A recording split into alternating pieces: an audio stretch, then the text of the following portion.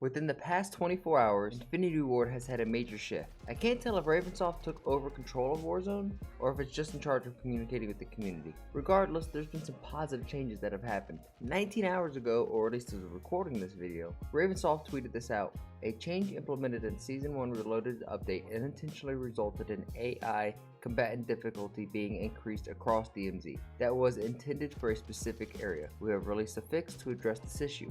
And while we're making these changes, can we also do this in Warzone? Because I feel like these AI combatants only need to be around strongholds and black sites and nowhere else on the map. 1 hour after Ravensoft tweeted that, they followed it up by saying, the heavy chopper has been disabled in Battle Royale while we investigate options to balance this vehicle for late game. Honestly, this is such a great change and a welcome change, because I can no longer count the amount of times I've lost to a game on my hand from somebody just having the floating castle in the sky, and they could just rain down on you while you have normally just nothing to hide behind. And these overnight patches aren't done yet, because Infinity Ward also tweeted this out. Heads up, we fixed an issue preventing some users to save weapon tuning and custom mods. We've developed a fix overnight that has drastically decreased the number of crashes across all platforms. Both of these are amazing. Obviously, dev errors and crashes are probably the most annoying thing in the game right now. And then it was nice to see that they added like an actual save a blueprint because of all the attachments and the weapon tuning that you could do. But the thing that wasn't added in this is there was an option for you to go into private matches and get camos and blueprints that you just didn't have access to yet, and save them as a weapon mod, and then be able to apply that weapon mod to any other mode, whether it be in DMZ or Warzone. So that has been fixed.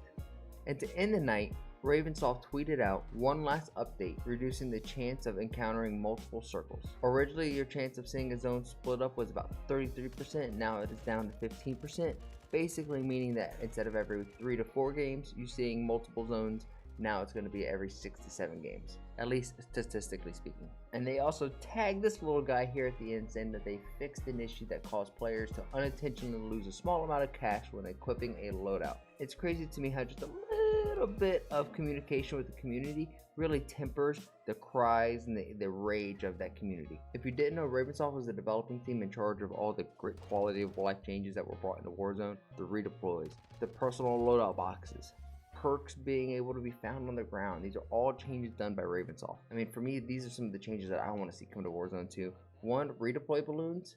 With the base speed of this game being as slow as it is, redeploy balloons would just be so beneficial for numerous different reasons. Number 2, loadouts in the buy station. Cash is hard to come by as it is. If my team and I can get 10 grand, we should be able to get a loadout station. We should be able to buy a loadout. 3, don't limit the amount of UAVs in a buy station. I hate going to a buy station after scrapping up some money just for the UAV not to be available because there's not enough of it in that buy station. Don't limit the amount of fun you can have in a game. Supply and demand should not exist in this virtual world. And lastly, if someone gets shot in the head with a sniper rifle within 75 meters, I don't care if Jesus Christ himself is protecting that person, they should get knocked.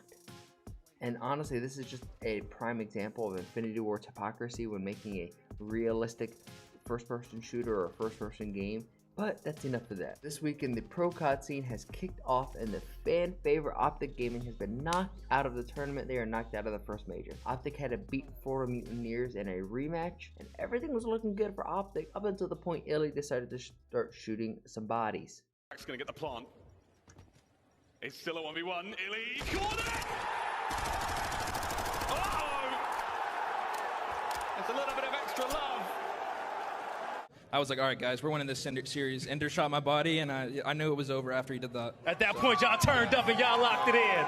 Oh. And it was at this moment Florida decided to take it very personally. And unfortunately for Illy, after shooting Brack's body, he drops a .67. Yikes.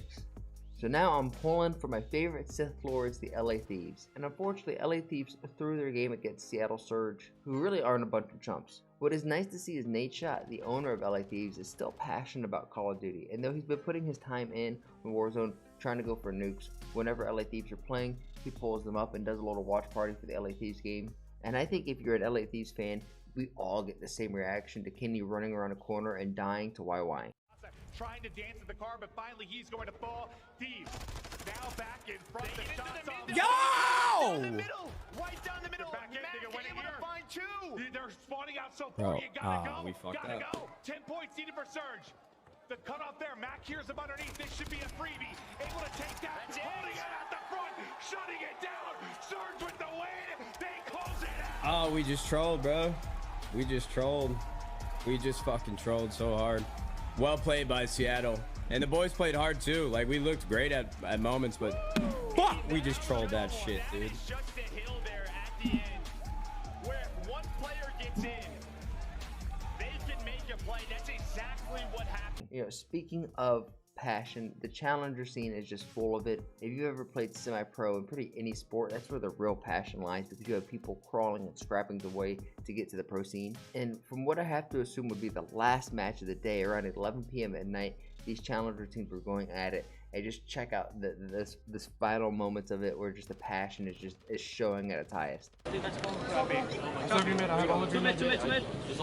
God! Get the fuck out of here! Get the fuck out of here! You dropped me for this? Are you serious? For this? For this? For this? For this? Are you serious? Holy shit, you fucking suck. Let's fucking go.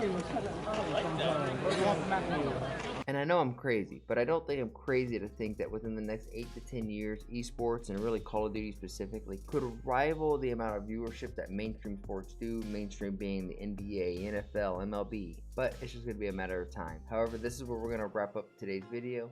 If you guys enjoyed it, please like, share, and subscribe. At 500 subscribers, I'm giving away a copy of Modern Warfare 2. Thank you guys for doing so. Here's a picture of my dog to say thank you. Her name is Annie. She is my buddy. She is my pal. She is my sweet little girl. I challenge all of y'all, make somebody laugh today, and I'll catch you on the next one. Peace.